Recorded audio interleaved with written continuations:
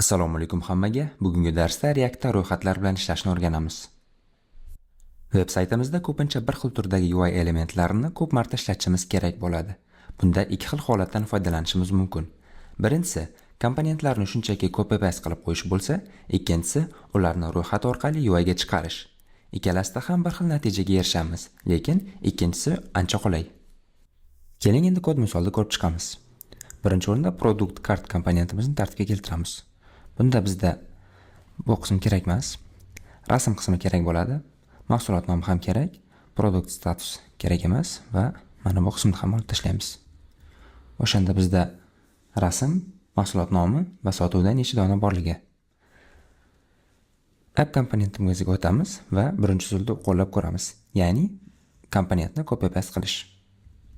Xo'p, bundan 4 ta nusxa yaratamiz va ketma-ket mana shuncha ma'lumot chiqdi. Ikkinchi komponentdagi title-ni o'zgartirib ko'ramiz. Komponentni bu holatda ishlatish kam sonli ma'lumot uchun noqulay emas. Lekin agar bizda 10 ta yoki 20 ta shu holatdagi ma'lumotlar bo'lsa, kodni o'qishga qiyinlashtiradi va fayldagi kod hajmi oshib ketishiga olib keladi. Endi ikkinchi usulni sinab ko'ramiz. Buning uchun ortiqcha qismlarni o'chirib tashlaymiz va products nomli massiv yaratamiz. Bu massiv mahsulot ma'lumotlari bor obyektlarni saqlaydi. Bu obyektda mahsulot rasmi linki, mahsulot nomi va mahsulotning soni bo'ladi. Bu obyektdan massivga yana 3 ta qo'shamiz va komponentda massivning map funksiyasi yordamida chaqirib ishlatamiz. Esingizda bo'lsa, JSX darsida massiv elementlari ekranga ketma-ket chiqishini ko'rgan edik. Hozirgi holatda products massivini map metodi yordamida aylanib chiqamiz va callback yozamiz. Callbackimiz product card komponentni qaytaradi. Bu degani products massivida nechta element bo'lsa, ekranga shuncha mahsulotlar chiqadi degani. Map funksiyadagi callbackda massivdagi har bir element qiymatini ola olganimiz uchun product card komponent propslariga obyektdagi qiymatlarni beramiz. Bunda mahsulot rasmi linki, mahsulot nomi va mahsulot soni beriladi. Endi product card komponentga o'tib, yangi qo'shilgan count propsni olamiz va product count komponentdagi count propsga qiymat qilib beramiz. Ortiqcha qismni o'chirib tashlaymiz va massivdagi obyektlardagi qiymatni o'zgartirib ko'rib, tekshirib ko'ramiz. Hammasi joyida. Ba'zan callbackning ichida biror logika yozishimizga to'g'ri keladi. Bu holatda oddiy qavslar o'rniga jingalak qavslarni ishlatib, jingalak qavslar ichidagi returndan keyin komponentni ishlatamiz. Agar biz return keyword ishlatmasak, callbackimiz avtomatik ravishda undefined qaytargani hisobiga ekranga hech narsa chiqarmaydi.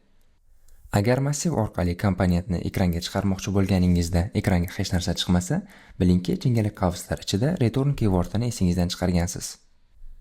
Endi callback ichida sodda logika ishlatib ko'ramiz. Bunda count nomli yangi o'zgaruvchi yaratib, mahsulot sonini bir qiymatga oshirib qo'yamiz va propsga o'zgaruvchining qiymatini beramiz. Tekshirib ko'ramiz, hamma mahsulot sonlari birga oshdi. Kodni avvalgi holatiga qaytarib, endi massivning boshqa metodini ishlatib ko'ramiz. Bundan oldin massivdagi obyektlarning count fieldlarini o'zgartiramiz. Bu hozirgi ishlatadigan metodimiz uchun kerak. Bu metod filter metodi. Hozirgi misolda massivni birinchi filtr qilib, keyin map orqali filtrlangan elementlarni ekranga chiqaramiz. Avval kodni sal tartibga keltirib, ekranga sotuvda mavjud elementlarni chiqaramiz. Buning uchun mahsulotning count fieldi 0 dan katta bo'lishi kerak. Tekshirib ko'ramiz. Ekranga kerakli elementlar chiqdi. Endi oxirgisi qolgan elementlarni ekranga chiqaramiz. Bunda count 1 ga teng bo'lishi kerak. Umumiy holatda massivning metodlari bilan ishlashni o'rganib oldik. Hozirgi holatda map va filter metodlarini ko'rib chiqdik. Bundan tashqari siz slice, sorted va boshqa shu kabi massiv metodlardan foydalanishingiz mumkin. Endi esa filter qismini kommentga olib turamiz. Va konsolni ochamiz.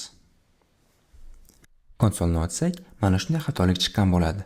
Bu xatolik key propni ishlatmaganligimiz sababli kelib chiqqan. Key map metodi orqali ekranga chiqarilayotgan komponentga props qilib beriladi. Key propsning maqsadi haqida keyingi darslarda batafsil tanishamiz. Hozir esa xatolikdan qutulish maqsadida keyga birorta unique qiymat beramiz. Unique qiymat sifatida indeksdan foydalanamiz. Aslida indeksdan foydalanish tavsiya etilmaydi. Bizda hozir birorta unique qiymat bo'lmaganligi uchun indeksning o'zi ham konsoldagi xatolikni yo'qotish uchun yetadi.